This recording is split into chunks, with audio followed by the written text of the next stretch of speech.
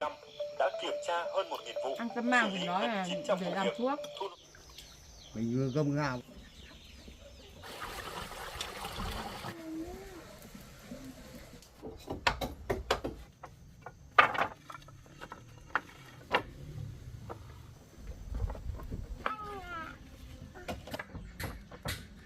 Để lại, tôi mong tất cả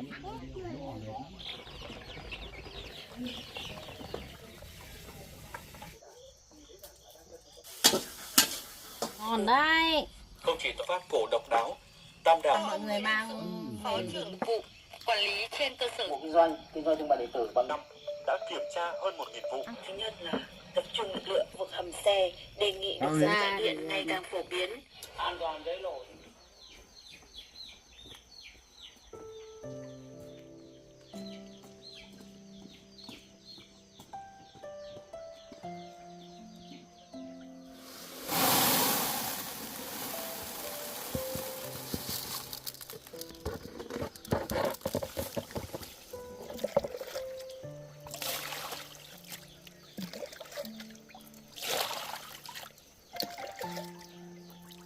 Mình vừa gom gạo vào đây. Có chị Phúc Hà, chị về chị đổ xôi.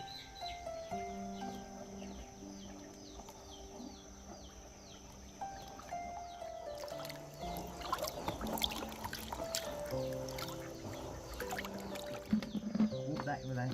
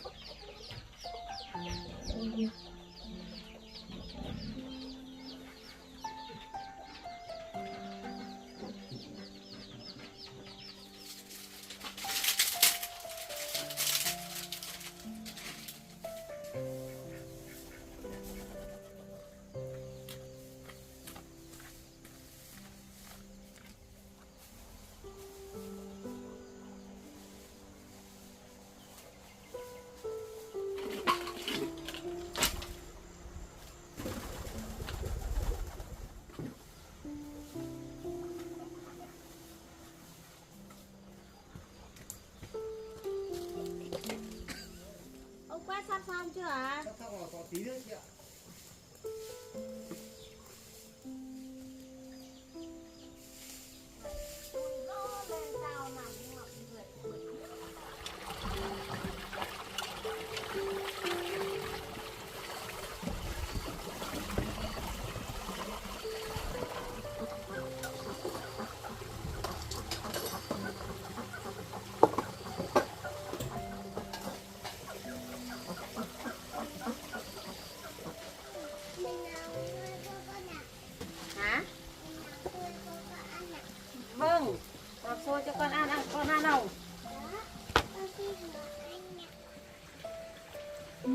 gấc ông nội lấy đấy. Ừ. Ăn biết ăn từ từ. Vâng ạ. Yeah. Vâng. Ông ở trong đấy. Chị thì háo hớt tài lắm. Đúng rồi, ông ở Đấy, gấc nếp. yeah. Dạ. Đồ sôi à? Vâng ạ. Đồ sôi nay ông ngâm đấy. Sáng ông ngâm đấy.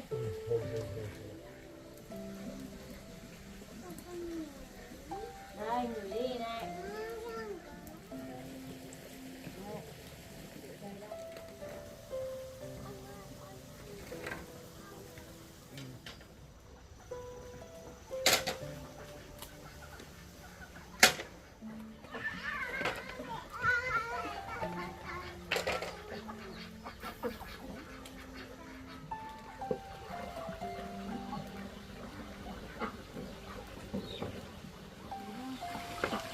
Cho vào nó ít thì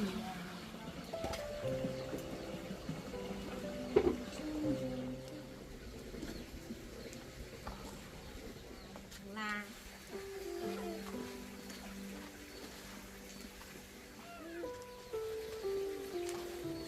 gấc này thơm cái đấy. Mẹ cho vào này. Wow.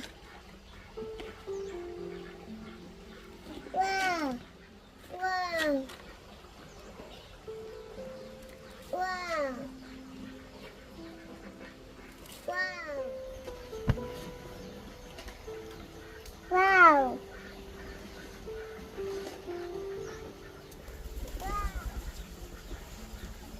Wow.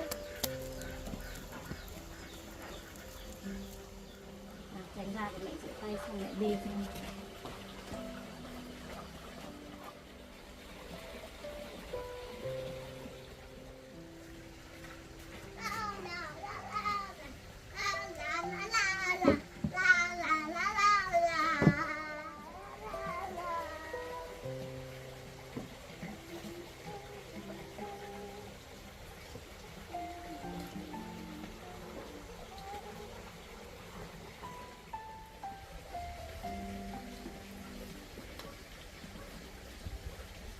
Con lùi bạn này ra nào.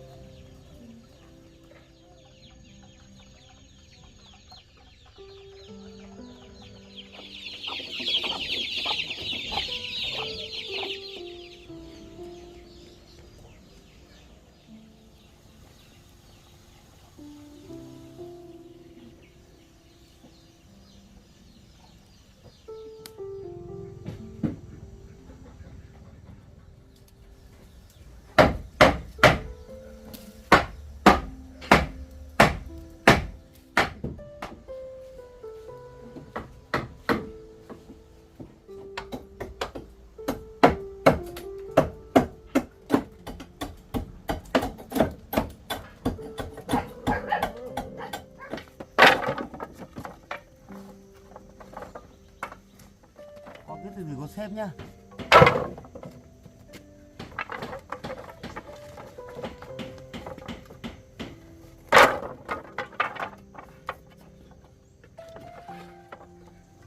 Đấy con từ từ con xem nhá. Hạnh ra nhá. Được chưa nhá. Đấy con xem cọng đấy cho ông nhá. Để ông dùng dần nhá. Nhà bị trận lũ lụt nó hỏng hết rồi nhá. chắc rồi. Có số gọi đấy không? Mẹ ơi, bố kiểu nó cao hơn á.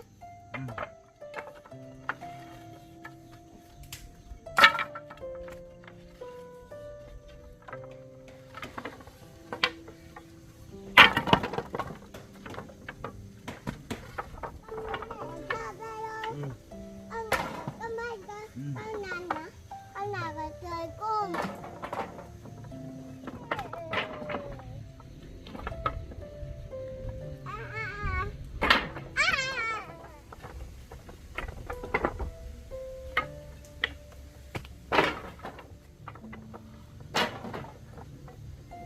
Cô nhìn mắt ông đâu, mắt ông đi.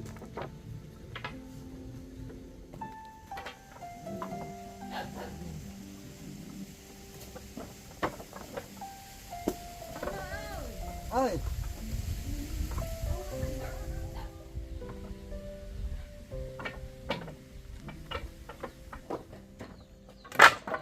Đi đây, ngồi con cứ đi. Xuống được không? Xuống đi. Con anh cao hơn.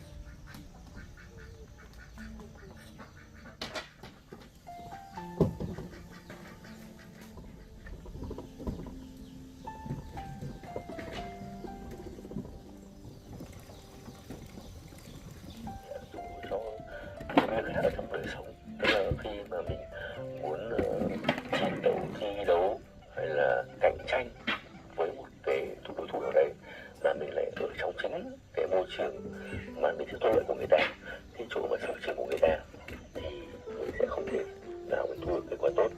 Thế cho nên người ta thường bảo là phải phát huy cái sở trường của bản thân nó lên, có nghĩa là mình lại đưa cái giai đoạn của mình ra mà mình lại không thể được. Cơm Chúa Múa Tối Ngày có xuất xứ như thế nào? Chúng ta cùng nghe câu chuyện về điển tích của thành ngữ này trong cuốn Đi tìm điển tích thành ngữ của tác giả Tiêu Hà Minh, nhà xuất bản Thông tấn Phát hành.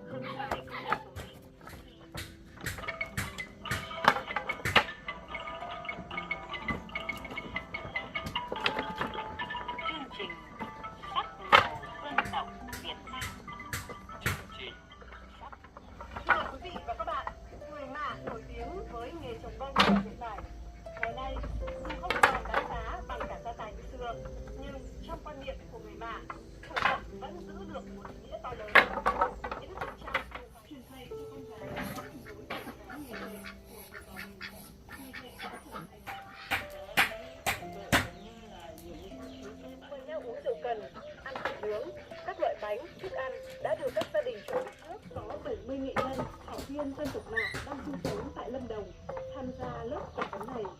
Tại đây, đồng bào vô cùng phấn khởi khi văn hóa truyền thống của dân tộc mình được quan tâm bảo tồn. Đồng bào dân tộc Mã được vận động tham gia cuộc tập này đã tổ chức lớp tập huấn bảo tồn phát huy giá trị văn hóa phi vật thể đậm đà dòng chảy diễn tả niềm vui lẫn lộn trong cuộc sống và gắn liền với truyền thống. Người Mã xem cồng chiêng là một báu vật, là tiếng nói mang tâm tư tình cảm của mình. Cũng là vật thiêng của họ là một tiếng suối tiếng gió như một phương tiện giao tiếp với siêu nhiên. Rồi dân ca, bản dân ca là giao duyên, rồi đàn thì là đàn riêng giác, người ta gọi là đàn ông te. Thì để các em sau này các em biết, các em đi biểu diễn chỗ này chỗ kia, xong rồi sau này các em có thể truyền dạy thêm cho các cháu của các em. Tôi mong tất cả các lớp trẻ, tôi mong tất cả các anh chị, các em, chúng ta học xong, chúng ta về để truyền lại cho con cháu của mình. Về bản ăn đặc sản. Đây là bản ăn đặc sản.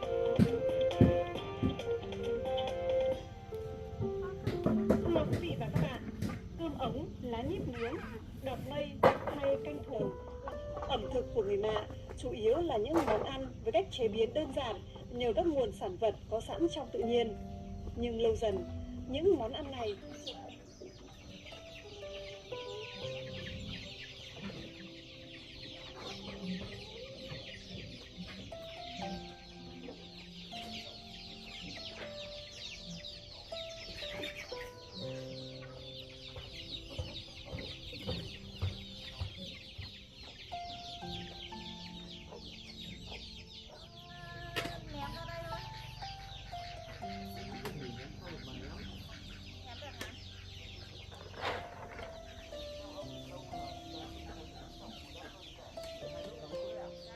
Sao chị làm nhanh thế, chị làm giỏi thế, chị nào lúc bước đấy cho ông à?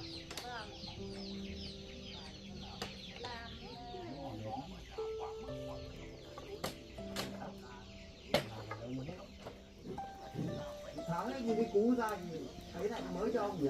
Vâng. Đây là khá khó phết đấy ông ạ.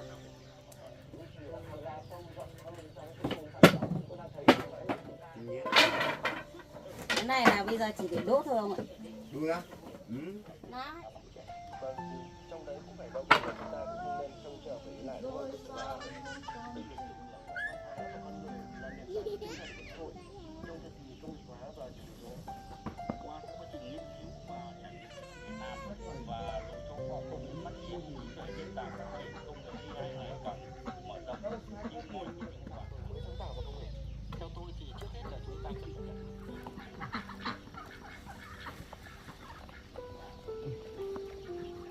Ăn ác quá, nó béo rồi. Nó mới có suối, cái con hố.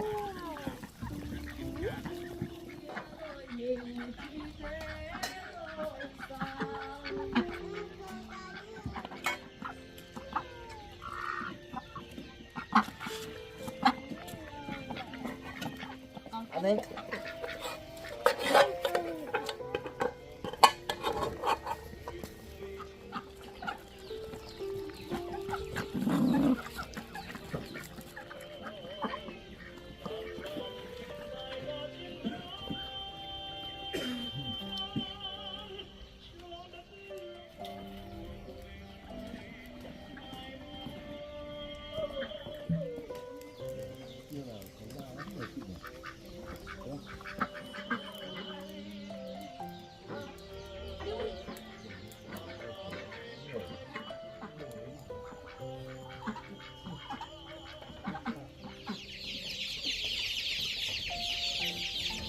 Ôi chân.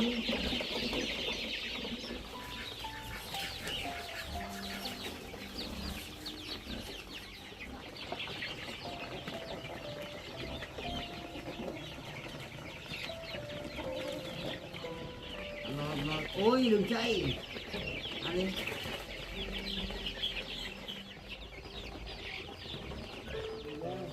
Ăn nhiều quá, ăn no lên nhớ nhá. Ăn đi.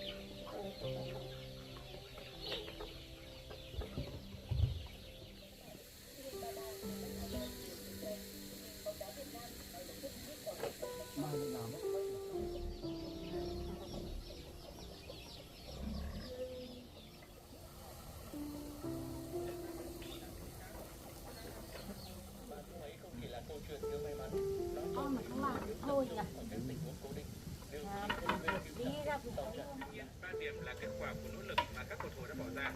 Tôi vẫn còn tiếc nuối với đã rất khác, không còn là đối Thôi thủ đi ra đi ăn no rồi đi chơi đi. thắng đậm như thói quen trước đây.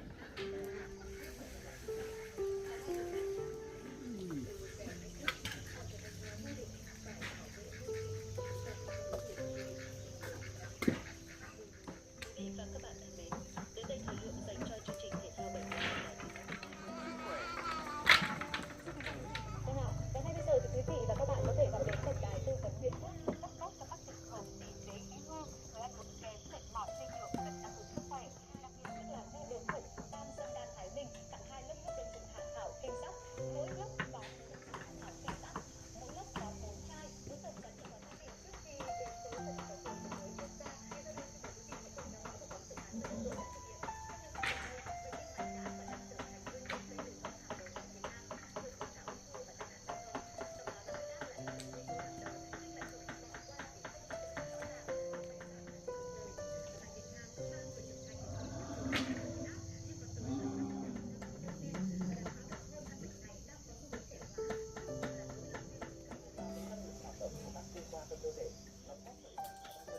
Ông ơi, tối rồi nghỉ tay thôi, mai làm tiếp ông ạ.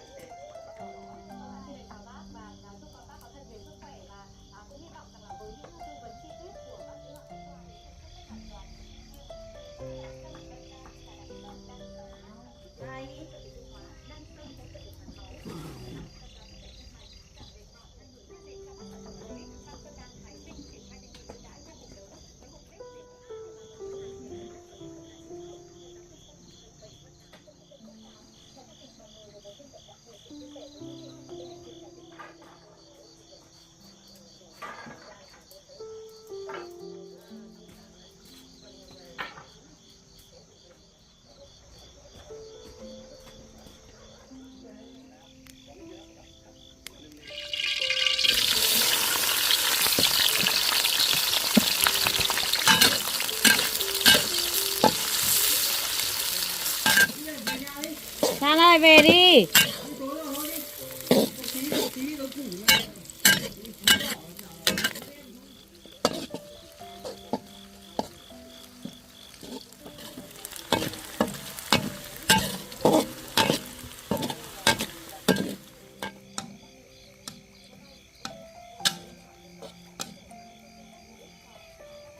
Ông ơi, nước nóng rồi đấy, ông tắm luôn đi.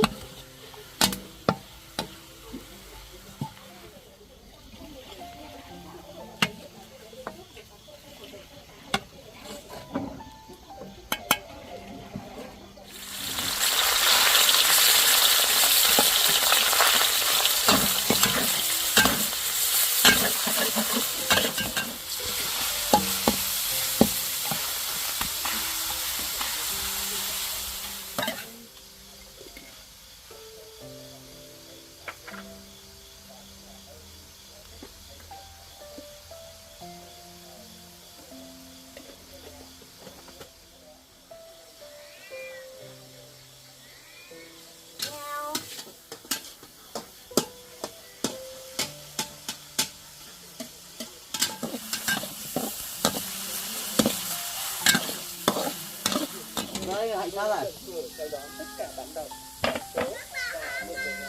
Đấy, rồi.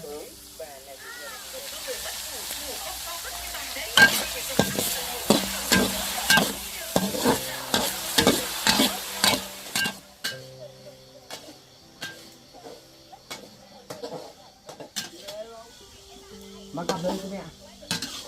Đấy, cầm sau anh. Đấy. Đấy, cho nó trơn. Để đấy, để đấy, để đấy.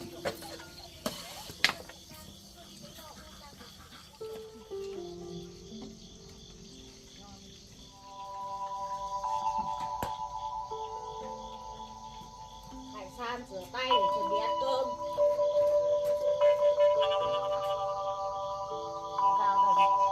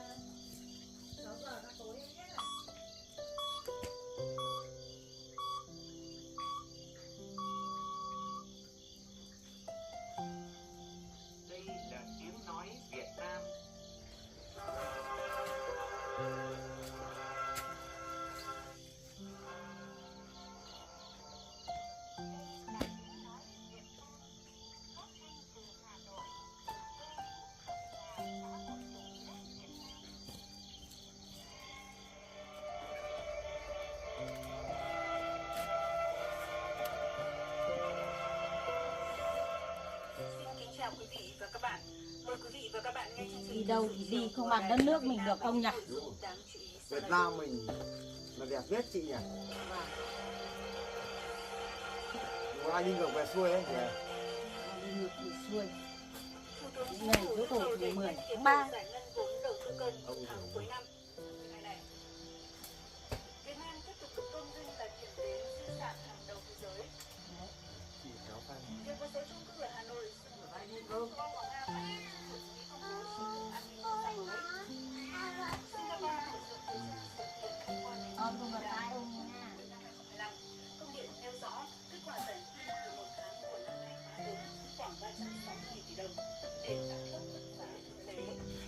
Bếp còn đủ gì đâu chị? Dự án đã đủ thủ tục đầu tư, đủ điều kiện giải ngân. Giải phóng mặt bằng là điểm ngắn lớn khiến các nhà thầu gần tại các dự án trọng điểm, trong đó có tuyến đường Hoàng Sa dốc sỏi được đẩy nhanh theo tiến độ đăng ký với tỉnh Quảng Ngãi cho biết thêm. Bám cùng cho các mặt bằng cho cái dự án Hoàng Sa dốc sỏi là một trong những dự án rất quan trọng bởi vì nó kết nối vấn đề Vốn giao cho các chủ đầu tư thực hiện dự án đầu tư công hơn 3.336 tỷ đồng, vốn đầu tư phát triển khác 58 tỷ đồng. Giữa nền ngôi nhà cũ còn ngổn ngang sau khi bị lũ cuốn sập. Anh Nguyễn Thế Kiên, 43 tuổi, ở thôn Chánh Hữu, xã Ngô Mây, tỉnh Gia Lai, tất bật cùng cán bộ chiến sĩ trưởng quân sự quân đoàn 34 thi công phần cốt thép, chuẩn bị một cuộc tấn công cho các nhà mới. Vâng. Bão số 13 dự đồng. Vậy hả? Rửa sạch chưa? Chắc chắn chưa? Chắc chắn là sạch chưa? Phạm Hồng Sơn, Phó Chính ủy trưởng quân sự quân đoàn 34. Cô vào kia xem thấy không? Đây.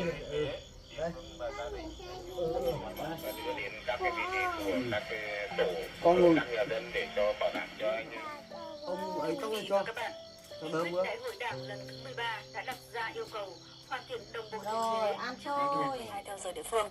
Việt Nam một lần nữa được tôn vinh là điểm đến di sản Đây, hàng đầu thế san. giới. Đây là lần thứ 6 Việt Nam nhận C023 và Bị 2024. ngon đấy.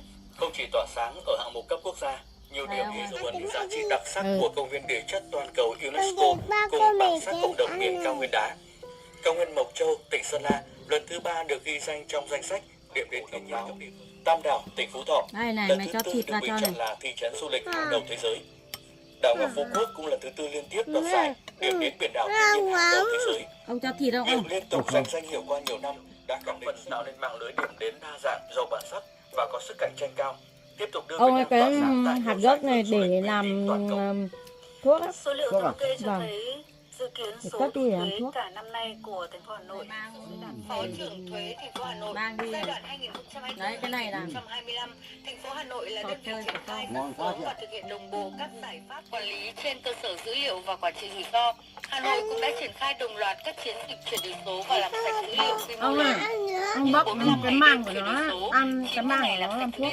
Cái mảng á? Thuế thành phố Hà Nội là đơn vị 100% hộ kinh doanh thuộc diện kê khai thì đã kê khai điện tử và trên 50% hộ kinh doanh mới ra kinh doanh thì đã được triển khai thì kê khai điện tử ngay từ kỳ đo thương mại điện tử bằng nhiều hình thức như rà soát dữ liệu hóa đơn đầu vào, Cái rà soát dữ liệu bán phối hàng gốc này ông co mình mỗi người thích ăn một kiểu nhỉ? quản lý dòng tiền, Ông thích ăn muối mừng chị ạ. Ông thích ăn thịt không? thương mại điện tử.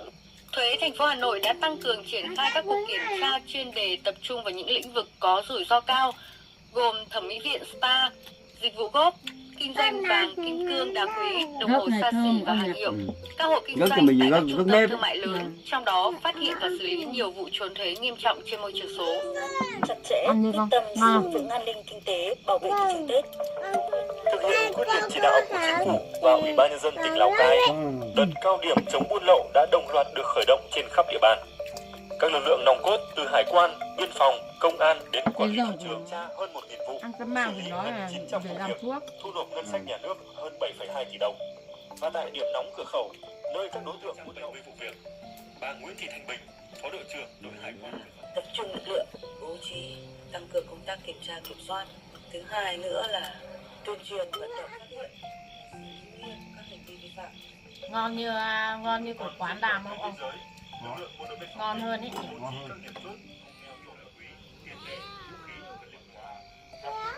Mèo.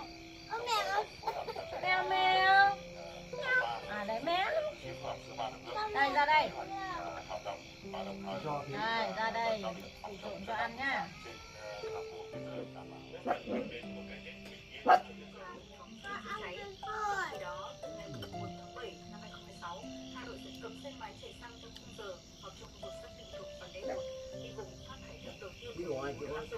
cho muối vào.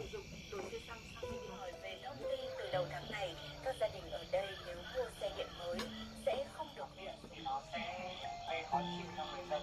Vì tối về mà không có chỗ sạc, tháng sau xe còn phải cầm xe. Đề nghị được dẫn tên cho biết hầm tòa nhà HH4 vẫn nhận lỗ thì cũng lắp lên đầy đủ chống cháy, nhưng mà thực ra xử lý chống cháy cái này nó có cháy lên thì mình có xử lý được đâu, cháy hết đi. Ngày xưa nhà này người ta xây siêu cái thiết kế của cái xe điện, không phải là người ta cố tình cấm. An toàn thì an toàn cho người dân thôi. Để hoặc thêm xe thứ hai thì phải đi gửi ở nơi khác. Chị thì khả năng là sẽ tìm phương án di chuyển bằng xe buýt cho cũng đỡ vất vả và cũng không phải hít khói bụi với ô nhiễm nữa, và thuận tiện cho sinh hoạt hàng ngày.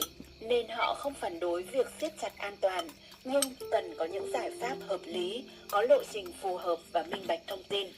Một lệnh ngày càng phổ biến, các chung cư từ quy mô lớn như HH, Linh Đàm hay các chung cư mini đều phải đối diện cùng một vấn đề, vừa đảm bảo an toàn phòng cháy chữa cháy. Cái này làm thuốc không à? Có lúc không tìm được đâu. Thuốc à? Thi đua yêu nước, khát vọng Việt Nam hùng cường.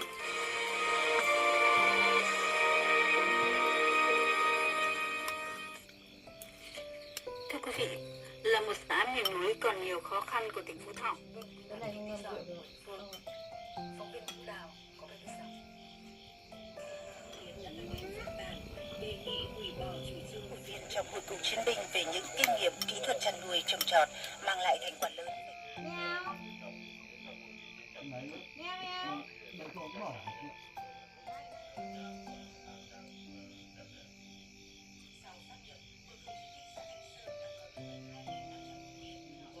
Gạo thì có ít nhiều à? Qua đấy.